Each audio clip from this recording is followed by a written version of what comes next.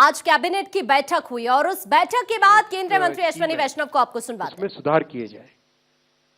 सुधार के लिए एक कमेटी बनाई थी माननीय प्रधानमंत्री श्री नरेंद्र मोदी जी ने अप्रैल 2023 में।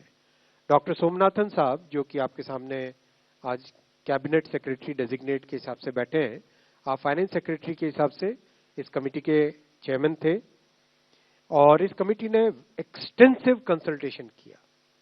एक्सटेंसिव कंसल्टेशन 100 से ज्यादा एम्प्लॉयज यूनियंस एसोसिएशंस के साथ कमेटी ने डिस्कशंस किए, कई मीटिंग्स हुई, कई राज्यों के साथ, करीब करीब सारे ही राज्यों के साथ इस कमेटी ने इंटरेक्शन किया। उनके इस राज्यों के फाइनेंस सेक्रेटरीज, राज्यों की पॉलिटिकल लीडरशिप, सभी ने अपने अपने इनपुट दिए। राज्य सरकारों के जो एम्प्लॉयज की एसोसिएशंस थी, उन सब ने इंपॉर्टेंस दी। तो जिस सीरियसनेस के साथ प्रधानमंत्री श्री नरेंद्र मोदी जी ने इस विषय को लिया, आप सब जानते हैं कि मोदी जी के काम करने की शैली में और विपक्ष में एक बहुत बड़ा डिफरेंस है। विपक्ष में केवल एक मुद्दा रख देना, केवल एक घोषणा कर देना, कुछ अनाउंसमेंट्स कर देना, वो उनकी शैली है। मोदी जी की शैली है हमेशा जो मुद्दा है उसको सीरियसली लो, उसको डिटेल में समझो, उस पे जितना पॉसिबल है कंसल्टेशन करो, और उस कंसल्टेशन से निकल के जो देश हित में, जनहित में और स्टेक होल्डर्स के हित में जो विषय आए, उसको उस तरह से आगे रखना।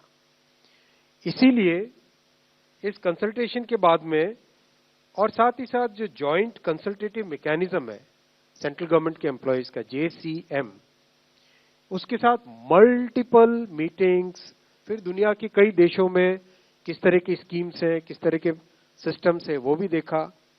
फिर भारत की जो अर्थव्यवस्था है और केंद्र सरकार का बजट है, उसको समझने के लिए रिजर्व बैंक ऑफ इंडिया के साथ, वर्ल्ड बैंक के साथ, सबके साथ कंसल्टेशंस हुए, और इस कंसल्टेशन के बाद में एक यूनिफाइड पेंशन स्कीम का रिकमेंडेशन इस कमेटी ने किया।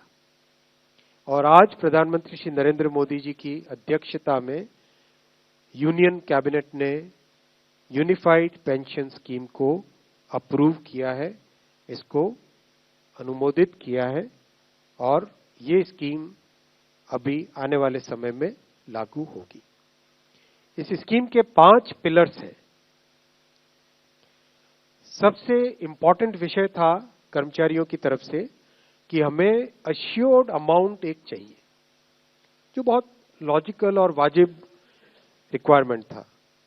तो इस डिमांड पे एक मेथोडिकल वे में काम करके, और एक्चुअरियल साइंसेस, जो लोग आगे का भविष्य का रिक्वायरमेंट वगैरह कंप्यूट करने का एक तरीका होता है जिसको एक्चुअरियल साइंस बोलते हैं, उनके साथ मिलके कई तरह के फाइनेंशियल मॉडल्स को प्रोजेक्ट करके, और सबके साथ मिलके एक सिस्टमेटिक तरीके से 50% अश्योर्ड पेंशन, ये इस यूपीएस का सबसे पहला पिलर है।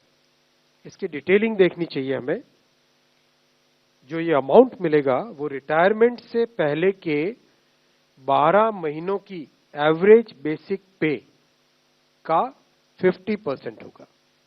मैं रिपीट कर रहा हूं, अश्योर्ड पेंशन का जो अमाउंट है, that will be the average of basic पे ऑफ 12 months बिफोर सुपर एनुएशन, उसका 50% होगा। और इस फुल पेंशन के लिए जो क्वालिफाइंग एज रहे, क्वालिफाइंग सर्विस रहेगी, वो रहेगी 25 years, यानी 25 वर्ष तक अगर किसी ने काम किया है, सेवा की है, तो उसको फुल पेंशन यानी जो ये अश्योर्ड पेंशन का अमाउंट है वो मिलेगा।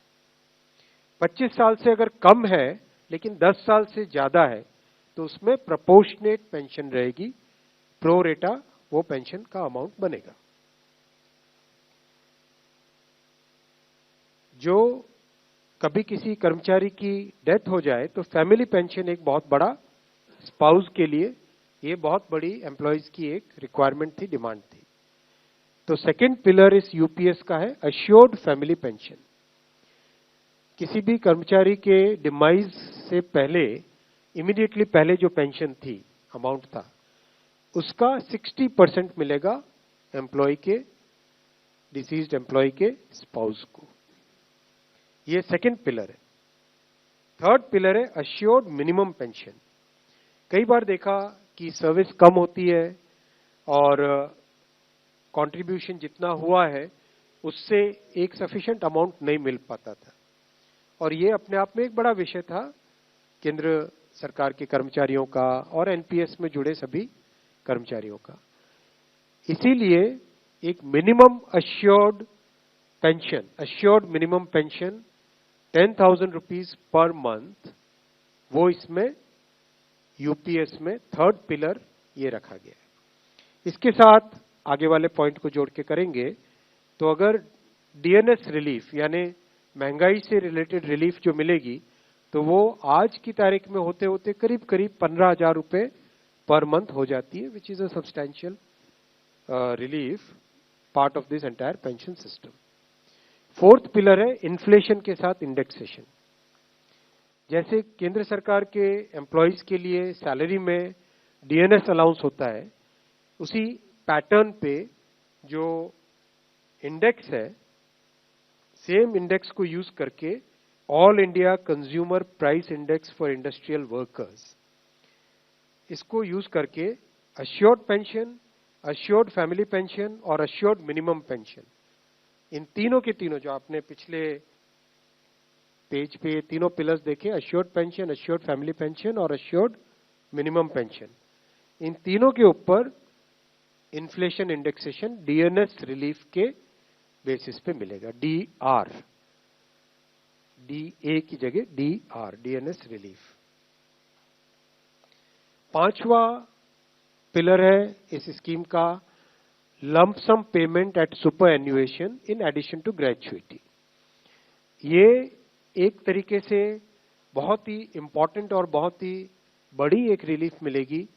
जब सुपर एन्युएशन होता है तो उसके बाद में इंसान अपनी लाइफ को प्लानिंग जिस तरह से करना चाहिए तब कई बड़े खर्चे आते हैं, इसलिए ये लंप सम एक अमाउंट तय किया गया। यह है कि हर 6 महीने की सर्विस के लिए मंथली इमोल्यूमेंट्स विच मीन्स पे एंड डीए कंबाइंड, उसका 10% अमाउंट।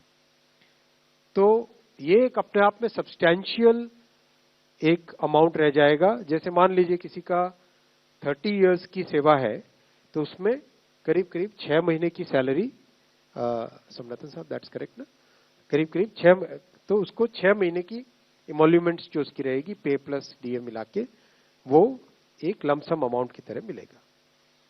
ये 5 पिलर्स को लेके आज यूनिफाइड पेंशन स्कीम अप्रूव हुई है। ये स्कीम केंद्र सरकार के करीब 23 लाख कर्मचारी, करीब 23 लाख एम्प्लॉयज हैं, उनको इसका बेनिफिट मिलेगा। ऑप्शन रहेगा, कोई अगर एनपीएस में रहना चाहे तो एनपीएस में रह सकता है, यूपीएस में ऑप्ट करना चाहे which is naturally a very attractive scheme, तो उसमें ऑप्ट कर सकता है। प्लस राज्य सरकारें अगर इसी फ्रेमवर्क को, इसी आर्किटेक्चर को यूज करना चाहे तो राज्य सरकारें भी इस आर्किटेक्चर को यूज कर सकती है। अगर राज्य सरकार के कर्मचारी भी इसमें शामिल होते हैं तो करीब 90 लाख के आसपास टोटल कर्मचारी इसका बेनिफिट मिलेगा। सबसे इंपॉर्टेंट जो आज के इस फैसले का बहुत ही महत्वपूर्ण पार्ट है वो है कि कर्मचारियों पर इस स्कीम का भार नहीं पड़ेगा। आज एम्प्लॉइज 10% कंट्रीब्यूट करते हैं और आपको जानकारी होगी कि 10 वर्ष पहले तक सरकार भी 10% कंट्रीब्यूट करती थी, यानी 10+10 टोटल कंट्रीब्यूशन होता था। लेकिन मोदी जी ने 2019 में इस 10% कंट्रीब्यूशन को बढ़ा के 14% किया था। जो केंद्र सरकार का कंट्रीब्यूशन है उसको बढ़ा के 14% किया था। That itself was a very big contribution, big jump in the amount of contribution. अब वो कंट्रीब्यूशन बढ़ के 18.5% हो जाएगा। वो कंट्रीब्यूशन बढ़ के 18.5% हो जाएगा। ये स्कीम 1/4/2025 से लागू होगी। तब तक इसके लिए जो भी सारे स्ट्रक्चर्स, पोर्टल वोटल सब बनने होंगे, रूल्स रेगुलेशंस, वो सारे बन जाएंगे 1 अप्रैल 2025 से। 1 अप्रैल 2025 से लागू होगी ये स्कीम। और जितने भी एग्जिस्टिंग एम्प्लॉयज हैं एनपीएस में, उन सबको ये ऑप्शन मिलेगा, वो यूपीएस में शामिल हो सकते हैं। मेडिकल रीइंबर्समेंट पहले की तरह मिलेगा सेंट्रल गवर्नमेंट के एम्प्लॉयज को, जो कि बहुत बड़ी, वैसे भी मेडिकल रीइंबर्समेंट अभी भी पुराने ओपीएस के मेथड के टाइम से ही मिलता है, वो चेंज नहीं है। मैं आपके सामने ये भी रखना चाहूंगा साथियों कि कांग्रेस की 2 सरकारें जिन्होंने ओपीएस की घोषणा की, हिमाचल और राजस्थान, उन्होंने किस तरह से अपने राज्य सरकार के कर्मचारियों के प्रति एक तरीके से अनाउंस किया है, लेकिन इम्प्लीमेंटेशन उसमें कुछ नहीं किया। केवल अनाउंस करके एक भ्रम में रखना वो उनका काम था।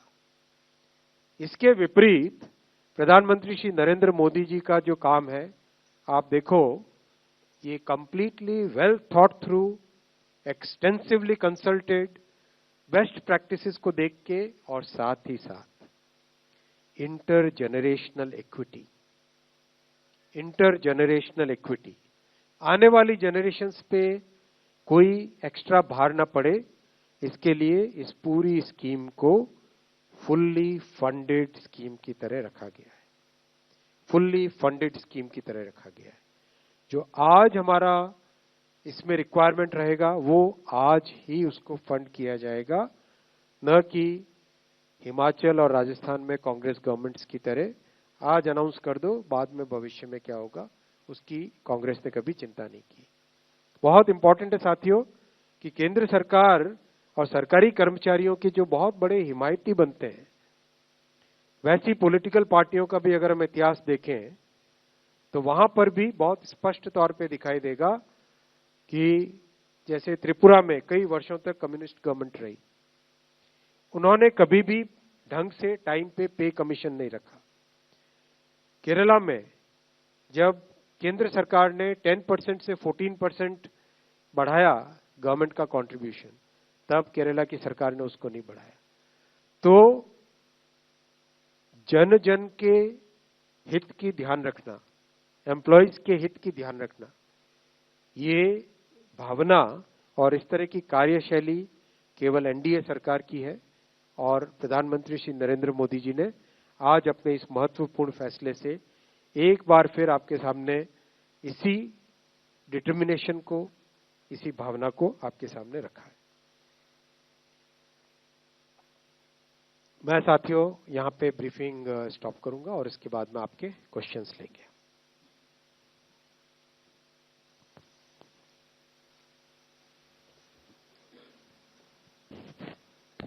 I would just like to supplement one thing in addition to what the Honorable Minister has said. तो आज कैबिनेट की बैठक हुई है और इस बैठक में जो महत्वपूर्ण फैसले लिए गए हैं कई योजनाओं को लेकर, उन्हीं का जिक्र करते हुए केंद्रीय मंत्री यहां पर नजर आए। तो आपको बता दें, बेसिक का 50% पेंशन मिलेगा। ये जो तमाम वो फैसले हैं जो कैबिनेट की बैठक में आज लिए गए हैं, जिनका जिक्र करते हुए केंद्रीय मंत्री, सरकारी कर्मचारियों के लिए यूपीएस को मंजूरी आज की बैठक में दी गई है। यूनिफाइड पेंशन स्कीम को भी कैबिनेट की तरफ से मंजूरी मिल गई है।